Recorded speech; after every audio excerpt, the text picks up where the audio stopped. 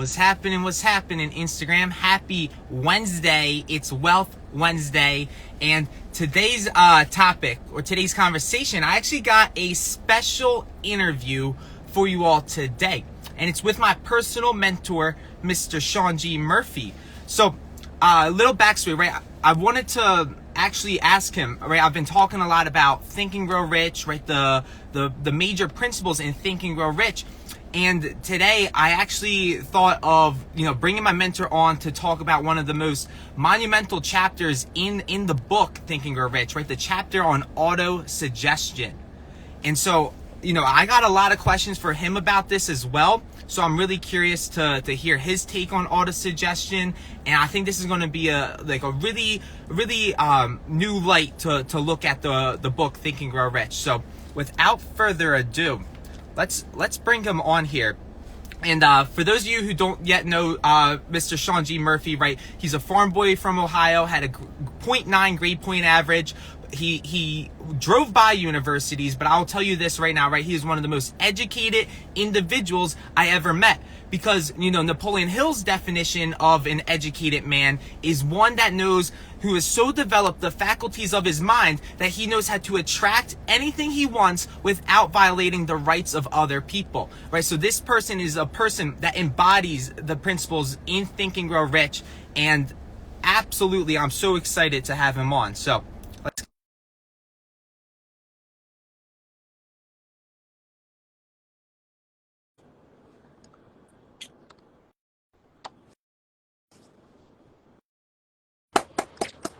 Well, hello there. Hello there, my friend. How are you, superstar? I'm doing incredible. I'm outstanding right now. How are you? Field? Yeah, let's go. Well, hey, it's an honor to have you on, right? So, just for everyone's background, right? I've been talking a little bit about Think and Grow Rich, and I was thinking, there's this one chapter in the book, right? It's the chapter on auto-suggestion.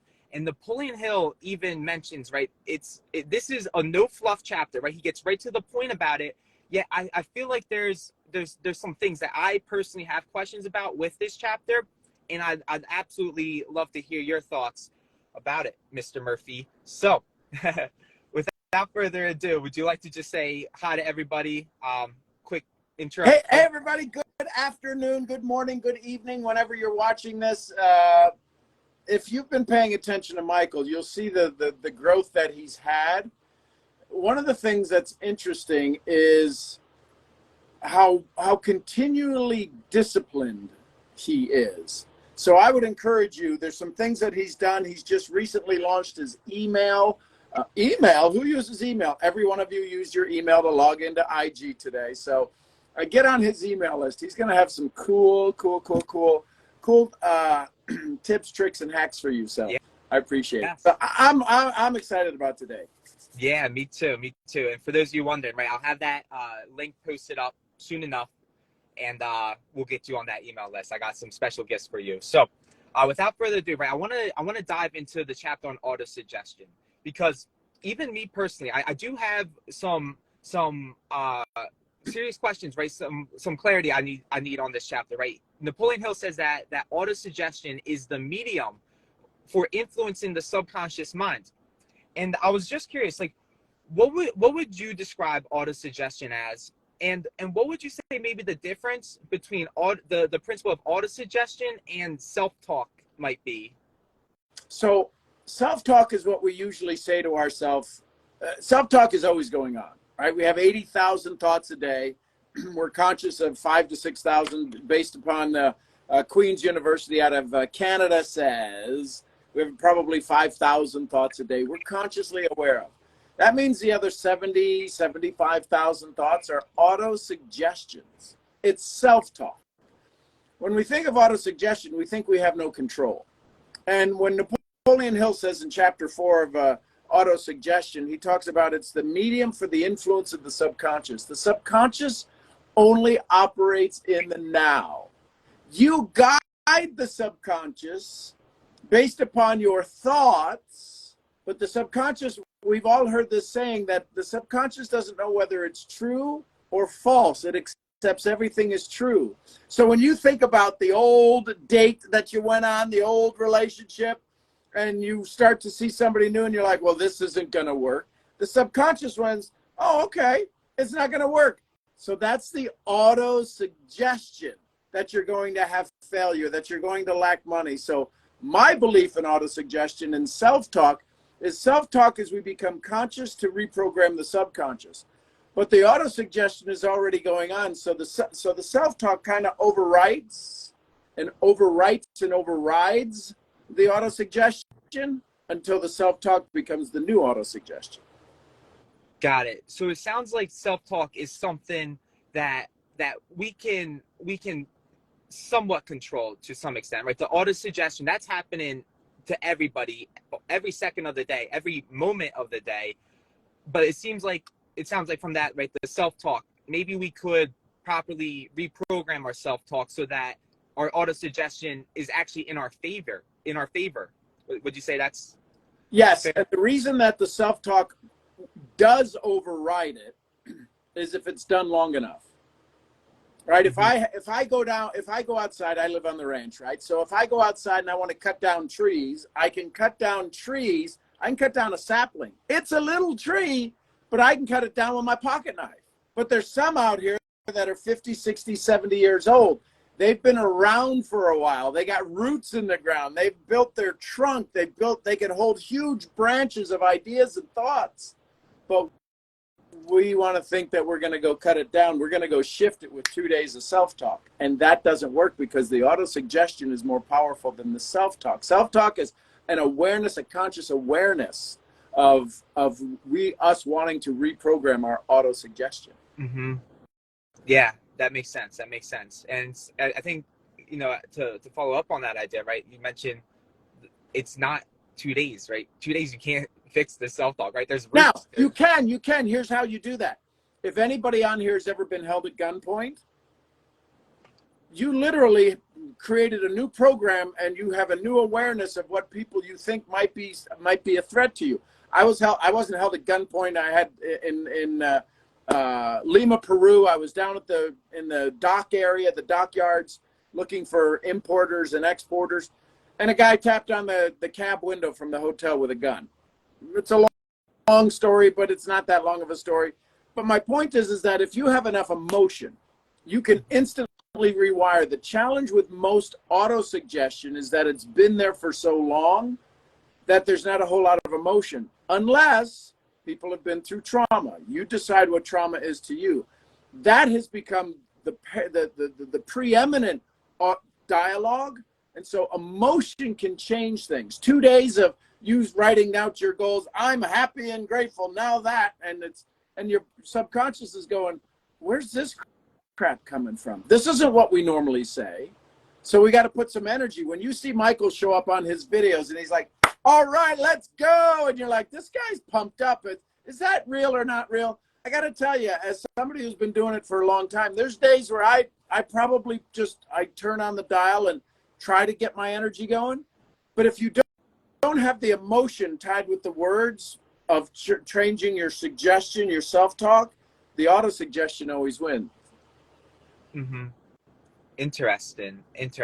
And my follow-up question to that actually really deals kind of with that idea of, right, emotion and feeling. One of the things Napoleon Hill talks about, right, if you repeat, the famous Emily Q formula, right, day by day in every way, I'm getting stronger and stronger, but you don't mix the emotion with it, it's not going to work.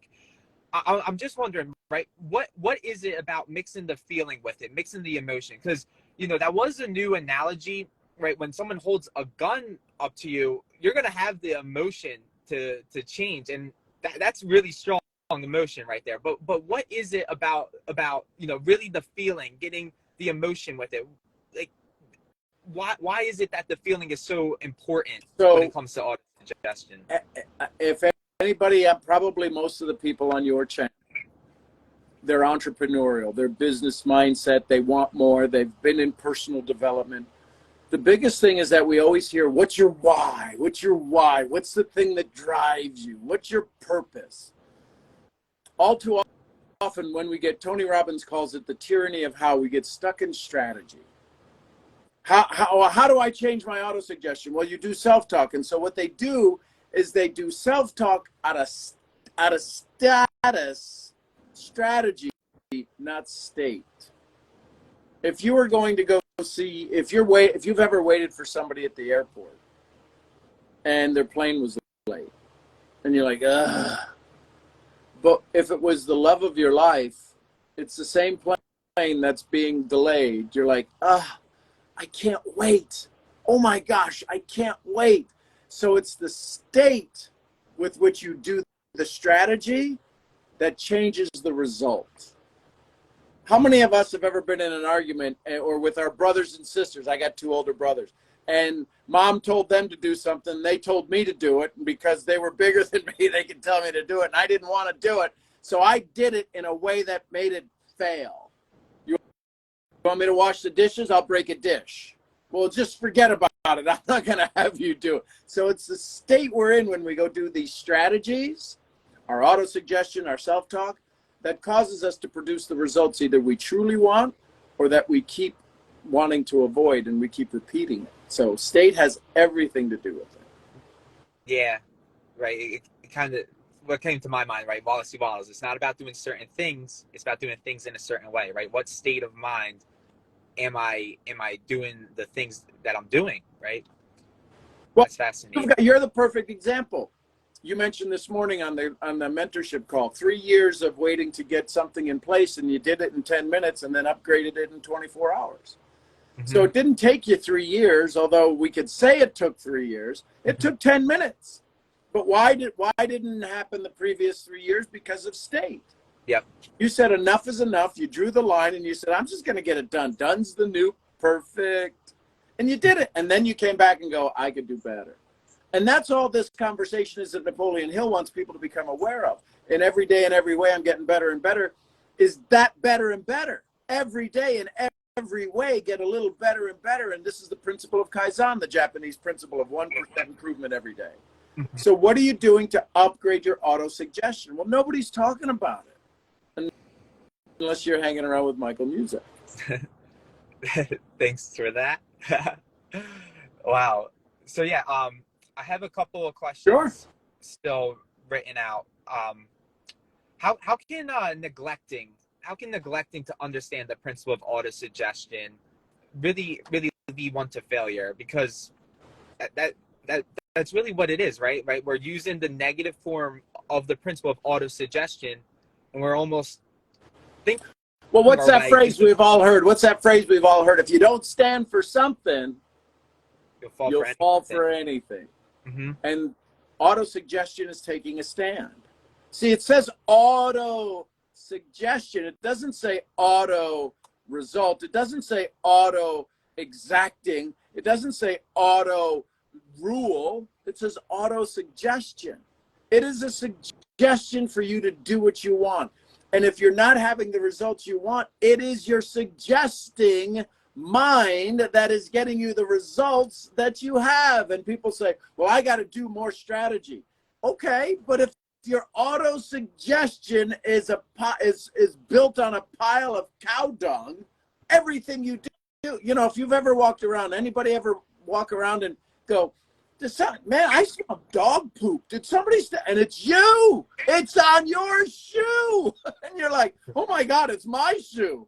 But you're like, everybody smells like dog crap. Well, it's because it's on your shoe. Every result I have is lacking the result I want. It's because you built it on an auto-suggestion that doesn't have the why, the flavor, the emotion, the state of your true desire. That's why another thing Hill talked about was a DMP. Mm-hmm. So, right on that note, right, the DMP. Yep. Right, how important, right, especially if you want to use this principle, right, this law of auto-suggestion to your favor, how important is it to first start with defining your definite major purpose, right, defining, how you want to use this principle to your favor? Well, the key is most people, definite major purpose is a big step. Mm-hmm. It's easy, right? Rohn says it's easy to do, it's also easy not to do. The definite major purpose, the challenge is that your auto-suggestion won't let you do your definite major purpose. It's the craziest thing. I want to do my definite major purpose. 3 months later, how come you don't, if you know the definite major purpose is the key to all keys, why aren't you doing it? You've got the books, you've got the internet, you got ChatGPT, you got all of this stuff, you got Michael as a mentor, you got all of this stuff, and you haven't done your DMP. It's your auto suggestion. you got to start at the foundation, right? Napoleon Hill, chapter 1 is desire. Chapter 4 is auto-suggestion. That's not the mastermind. I need to be a part of a mastermind. I need to find a mentor. No, you need to fix your auto-suggestion. Wow. I love it.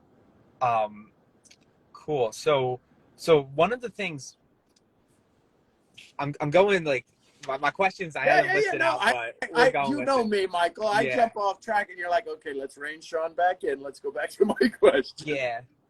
One of the things that I was curious about, right? We're talking a little bit about the definite major purpose, and this is just like a side note, right? One of the things I remember you mentioned was you're gonna have to pay the price, right? What is the price you are willing to pay? And Napoleon Hill mentions that there's a price you need to pay, and that includes like everlasting persistence in the principles described in this book. I was just wondering, what is the price that you paid and that you continue to pay every day to really, use this, your thinking to its full benefits? So it is a constant barrage of new ideas. There's 26 letters in the alphabet in the English language. I didn't make them, you didn't make them, but all of the great books have been written or translated using the same 26 letters. So it doesn't come down to the words, it comes down to the syntax, right? Waddle said it's not about doing certain things, it's about doing things in a certain way. And if we're not adjusting the dial, if we're not, you can dial a radio station in today's technology 100, 101, 100.1, 100.3, 100.5. You can really dial it down to the decimal place. Most people don't dial it down, and this is why we have that phrase, most people die at 21, we bury them at 65, right? Most people never find their dream. Most people, when I was growing up, when I was your age, most people, the wealthy people, were over 55 because they finally said, I've had enough. We have more millionaires and billionaires that are at a younger age now because of technology and their ability to really narrow down their niche. So the question becomes is that how do we narrow it down? And the challenge is that because we are so shallow in our work, shallow in our connections with people, we feel that if I don't go like 75 posts on IG, people are going to not follow me on mine. Listen, I don't care if you got 40,000 followers or 4 followers. It's going to be 2%, 3% that engage. So it really doesn't matter. You're just reading your own press. So what really needs to happen when you start to work on your auto suggestion is that you're going to find out that people are not going to like you because you're becoming self-full, and people confuse it with selfish. So the first thing you're going to have to work on is getting some thick skin, is growing a pair, right? Maybe, I don't know if they still say that, but making sure that you have a solid foundation. So you have to understand, you've got to find those people you can rally around, your family, your friends. Who's your inner circle? Who's the people you can call at 3 a.m., come pick me up, come get me out of jail, and they'll come, right? Versus, oh man, my cat got sick. You got to find those inner circle, and you'll find out you don't have as many as you think you do. So when you start to change your auto suggestion, you change your auto verse, you change your universe, and it changes the people you begin to hang around. If I'm going to be healthy, you're not going out to the club at 2 a.m. If you're going to be healthy, you're not eating this stuff or drinking this stuff. So it changes everything. This is why it's such a power. It's why it's its own chapter. You would think self-talk, my self-talk's good. I'm okay. Really? Right? How many times did you have to, how many more payments you got on your tattoo? You ain't even got enough money to pay it outright. My point is everybody's talking about getting rich. wanting to be rich and telling everybody they should be rich, they should be doing this, and their auto suggestion is just keeps driving them into the ground. Yeah. My opinion. Opinions are like eyebrows. Everybody has two. Fascinating. Now I'm gonna shift gears for a moment, but Sure. it's all in line, right? So Emerson talks about one of the most difficult things a man or woman can do is the idea of sustained thought. And Napoleon Hill mentions it as well in this chapter, right? Concentration. Can you touch on that and maybe like the importance of concentrating on that one thing? So the one, right, even Covey said, keep the main thing the main thing. Mm-hmm. So the idea of what Emerson was saying, the idea of sustained thought for men and women is the most difficult thing you'll ever do, is because we have such shallow work. And in this shallow work, we have, how many of you, I don't even want to ask, but I'm going to ask, how many of you think you can multitask? And before you say you can, I'm going to go, no, you can't. Because Michael, here's what I want you to do. I want you to, do most people know your phone number? I don't think they have it memorized, Okay. But they. So what I want you to do is I want you to repeat the last 4 digits of your phone number. Do you know the last 4 digits of your phone number? Yeah. Okay, I want you to start doing that, and I'm going to do something else. So on the count of 3, you start and I start. 1, 2, 3. 6, Here's the one thing 8, 8, about 6. ABC. You really need to keep going. You keep going. 6, 8, You really 8, need to 6. be able to pay attention to what 6, it is I'm about to say, because 6, it's 8, 8, a $1 million idea. Okay, 6. stop. How many of you said, I can't understand either one of you? And it's just the 2 of us. And you think you can multitask? There's a thing in the brain called the residual effect. And in the residual effect, it's about 23 minutes before the residual action leaves the brain. So therefore, what happens is that if any of you have gotten a poster, I've even seen on my phone already, I've had like 4 or 5 texts where people are going, oh, this is so cool. You're with Michael, and it's from our DA group, and it's all of this stuff, and there's stuff popping up at the bottom. If you and I didn't have a relationship, we could get distracted and not pay attention to those words if we weren't good at what we do. But if you've got a screen and I've got 2 screens, if you've got 2 screens and crap pops in and flies in on those, that is a distraction, and you are going to be 23 minutes, science says, before you get back in. So the idea of focus, the idea of deep work, here's how I know if you struggle with deep work. If you can't meditate for 5 minutes, if you can't meditate for 40 minutes, if you can't meditate for 60 minutes, you got problems with deep work. And you just say, oh, I meditate for 2 hours. 2 hours? I don't have 2 hours. Might want to look at that. Jim Rohn would say that might be a clue. So the idea of deep work, what Emerson says, what you said, what Waddle says, it's not about doing certain things, about doing things in a certain way. Getting deep on your auto-suggestion and really uncovering and starting to see the layers of where that came from. Some of your auto-suggestion is from your childhood. The majority of it is up until the age of 7 years old. Now, throw any trauma in there.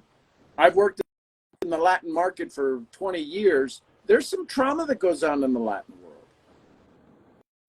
Throw all of that in there, and then the second that gets triggered, how many of you have it triggered? I don't even need to see the T in the chat. If you've got triggers, you don't have deep work. If you have triggers, you don't have your DMP. If you have triggers, you have an auto-suggestion that's not serving you.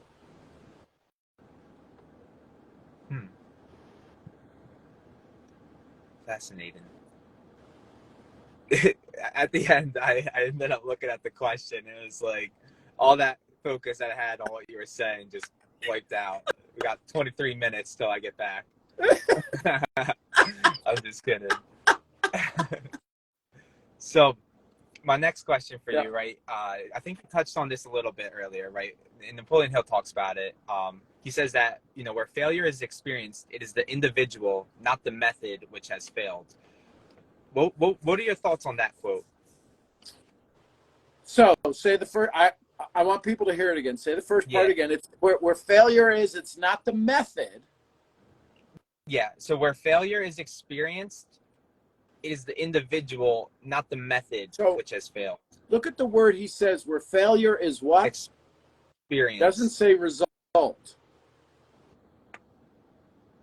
And it doesn't say it's permanent. He said it's experienced. What is failure? A result we don't want to repeat. But what do most people do? They keep repeating it, and that's the definition of insanity. So when he says it's the experience, how many of you my mentor said this, make mistakes. Just don't repeat them. Repetition makes them failures. Repetition makes them failures. Have as many mistakes as you can, but don't repeat them. Too many of you are repeating the mistakes. How many of us know somebody, they're in a bad relationship and they get out of it, and I'm so excited you got out of it. I'll be damned if they don't get into another bad relationship. Oh, this one's going to be different. There's mistake number one. So where he says it's experienced, most of us take it very personal. We don't take it as an experience. Right now, the weather is beautiful here in Arkansas. It might be raining where you are. It's just an experience. But then it said, it's not the method, it's the individual. Yep. Listen, lightning strikes, trees fall down, plants die, grass grows, bees sting, sheep bay, and cats meow. Are those failures? What's that phrase we say? You will always find fault in the world if you judge a fish by its ability to climb a tree. Wait, what? Why would you ever expect a fish to climb a tree? The fish is a failure, isn't it? So it's never the method, it's the individual. It's the perception, the auto-suggestion we have about our experiences that say, I'm a failure or I have had an experience. You go prospect. Somebody says, no, I don't want to join you. Or they lie and say yes and never show up. You have an auto-suggestion to the yes. You have an auto-suggestion to the no. You have an auto-suggestion when you rank advance. Oh my gosh, look at me, I ranked advance. Really? That's your auto-suggestion about rank advance? Somebody, they no longer want to go out with you. That's an auto-suggestion you have when they say, I'm done. Okay, have a nice day. Can I get my dog back? So it's the couple of things that are key in that sentence. The experience and method. If you have an experience, are you going to use the same method again? And most use the same method because they're not willing to expand their universe of possibility and change their state, and they keep trying to repeat the strategy. Got it. Very cool. That was a lot. I'm gonna rewatch that one. Very cool. So my next question, right? At the end of the chapter in Autosuggestion, Yep. right? Napoleon Hill explains that man is the captain of his fate and he's the master of his soul. I was wondering, like, in your words, can you explain why that might be true? So the captain of his fate, and he says, what's the last part? The master? He says, man is the captain of his fate, the master of his soul. Okay.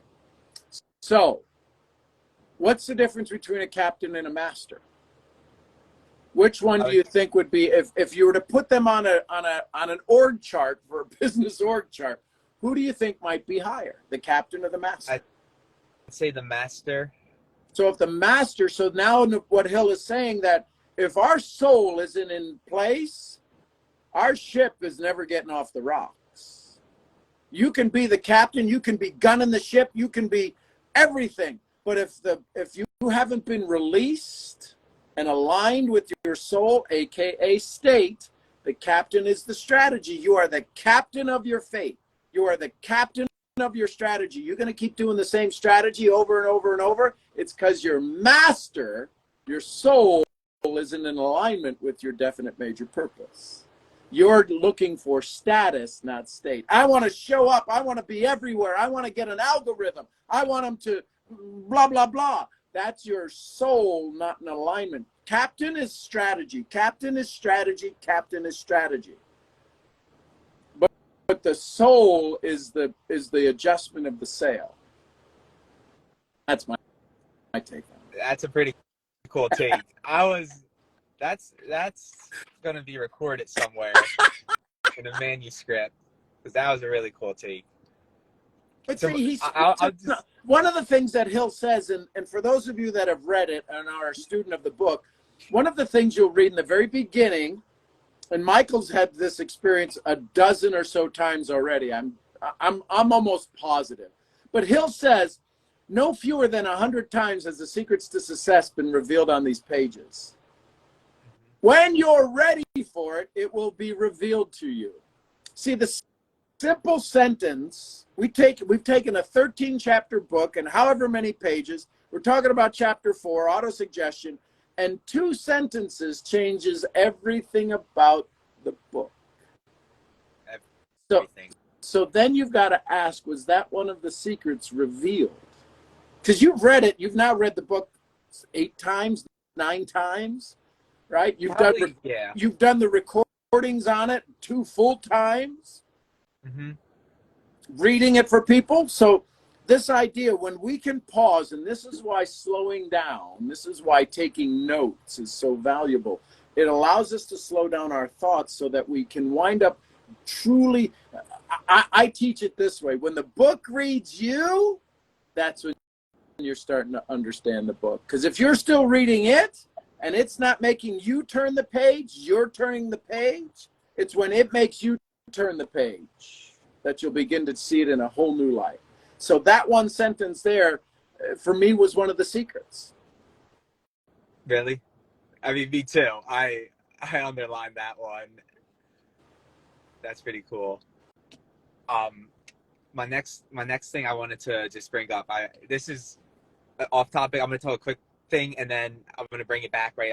Sure. I was talking about the book yesterday. Right. I was talking about the chapter on faith, and when I was doing the live, it was like my conscious, like I was thinking, like, am I really saying this? But the words were just coming out, right? It kind of reminded me, right?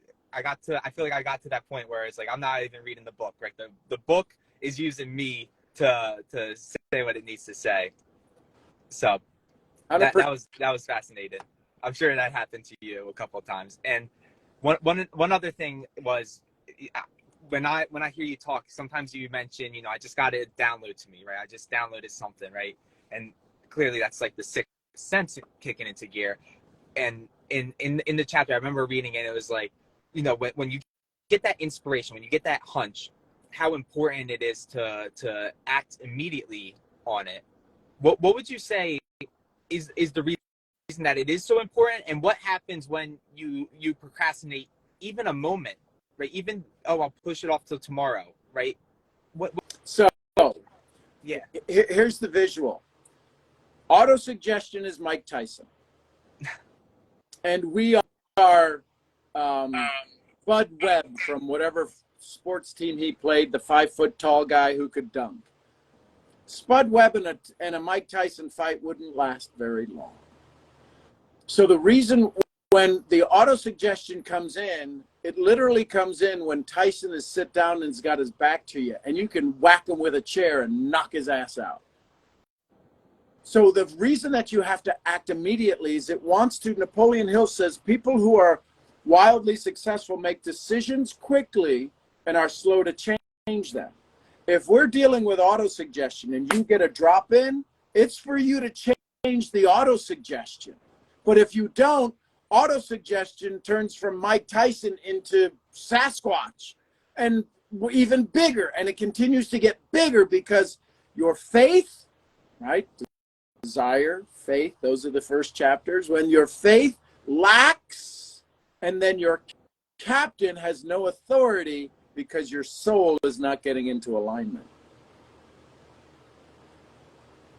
That's Say why, that again. so that's why you must act immediately on it. Journal it, note it, go, oh my gosh, is this it? Could this be more? And then see when you open that box, see where that idea, that suggestion takes you.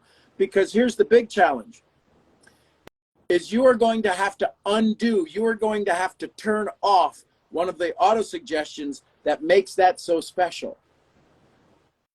See, if you have an idea and it's so special, how is it special if it's a good idea? It should be part of your makeup, shouldn't it? And if it becomes this amazing, unbelievable, earth-shattering idea, it's because you've never had that earth-shattering idea and your auto-suggestion was keeping you away from earth-shattering ideas. Identity-changing ideas. Mastering your soul ideas. We're too busy trying to captain this ship that's on the rocks, going, we're going to paint it. It's on the freaking rocks.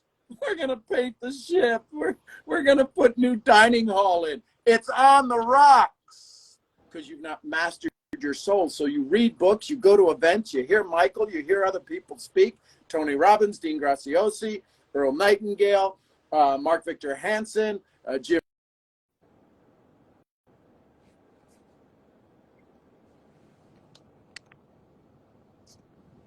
Can you hear me? There we go.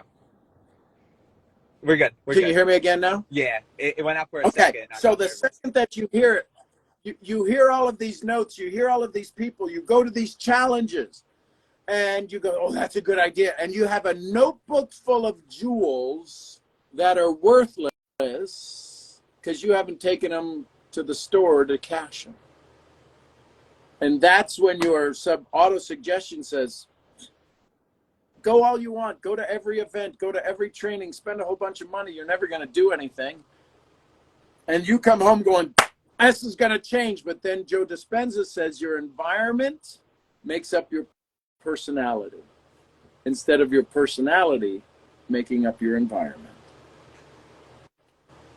That, yeah, there's a couple of takeaways from that, right? It seems like, you know, going back to captain of my ship, master of my soul, right? You know, Bob Proctor says you were born rich, right? And it seems from what I'm thinking about is just how much that auto suggestion, if it's not tailored, if it's not intentional, how much it can deflect you from really following, you know, what your soul is really trying to speak to you.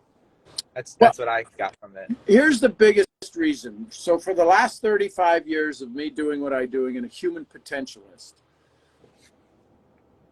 is the majority of people struggle with their income. They won't usually make big money. Usually, more often than not. There's exceptions to every rule. But usually, most people won't make big money until after their parents are dead. You want to know why? Yeah, just like I don't know if I want to know, but say it. Because they're afraid of embarrassing their parents by making more money. Their biggest heroes in their life, they have been wired that they're their biggest heroes, and they are. But we've also been wired at an auto suggestion that I don't want to make them feel inferior, that I make more money than them. Because there's a point where it crosses over. Why does everybody want to buy their parents a house? Think about it. Why does everybody, listen, you raised you, I raised me, screw you. Why do I have to buy you a house? For everything that you've given them. Because of everything. So there's this give and this take, and there's this, I need to pay you back. But I can't pay you back with more money. I have to sacrifice just as much as you did because you sacrificed just as much as I did, right? And if you grew up with your grandparents in the house, oh my God, that got even wired in even more. Yeah. So that to me sounds like an addiction to the way things have been, right? Addiction to the known. Well, the only way, and so how do we get approval? So if we were babies, right, and we wanted approval, we would cry, we would whine, right? Something would be wrong, quote unquote. That's how we got our mom's attention. So as we're growing up and we've got colleges, degrees, why don't more kids actually, what is it, 50, 60% never do their degree they went to college for? That's Yeah. kind of odd. Why? They went and got the degree because that's what they wanted to do for their parents. There's all of this auto suggestion that's wired in there that everybody who's listening to this, who hasn't been around me for 3 years, is going, well, that's just a bunch of crap. And I'd say, you're right. I'm rich. Let's move on. Yes, indeed. Well, that's what I had on my mind, right, Sean? But now I would love to just leave one last thing, right? You know, Napoleon Hill, you mentioned this, right? You know, fewer than 100 times has the secret been revealed on these pages. Right? What would you say is like one last takeaway, one last secret, one last nugget that really you would love to leave the people with regarding auto-suggestion? Consistency. Consistency, consistency, consistency. This is a no-sum game. Your success is a no-sum game. You can't do it part-time. You can't do it half of the time, some of the time, 100% of the time, only on Tuesdays and Thursdays. This is an all-sum game. Either you do or you don't. And this is the challenge why most people struggle, and then they finally give up. That's one of the most difficult days for me as a mentor, is to watch when people finally give up. And you can watch it in their mannerisms. You can watch it in their language. You can watch it in their appearance. And what they finally give up is because they keep going 3 steps forward, 2 steps back, 3 steps forward, 2 steps back. Read the book. Read the story about 3 feet from gold, right? Darby. Read the story about Uncle Darby and the little girl at the mill getting 50 cents. Right? He just got whooped by a little 6-year-old who wanted 50 cents, and that's not supposed to happen. You have to have a burning desire. And I know you say you have it, but I can promise you, if you're scrolling and you're losing this and you keep repeating stuff and you're not staying and you're not consistent, it shows up. Who you are speaks so loud, I don't need to hear what you're saying. And then what happens is that people keep speaking from their wound and not their scar. And that gets old. So my suggestion is discipline. Start it, do it. But don't do a lot, do a little, so that it, Bob Proctor said, what? Do the thing until you don't have to do the thing. Do whatever it is you can do until. Do 5 journal. Well, everybody says 10 gratitude things in the morning. Do 2, do 2. Do 2 for a week, add 1. You didn't wind up where you are overnight. You wound up where you are over a decade, over 2 decades, over 3 decades, over 4 decades. And then you hang around Michael and you go, I'm going to change it. I'm going to rethink and grow rich. And you don't get to chapter 2 and you go, I read it. No, you didn't read it. You didn't read it. You didn't get to sex transmutation. That's a good chapter. So that would be my suggestion, is just, you got to start. You got to, and when you start with self-talk. Start with understanding your purpose. Start with, how do you figure out a definite major purpose? Yeah, that's a big takeaway. I think even more so than just hearing it, right? Watching you, right? Being consistent, right? You're not just a man that talks about it. You're a man that does it every day. And one thing, right? You know that even if you miss one day, right? The devil's waiting for you to miss that one day. And you're not going to let that happen.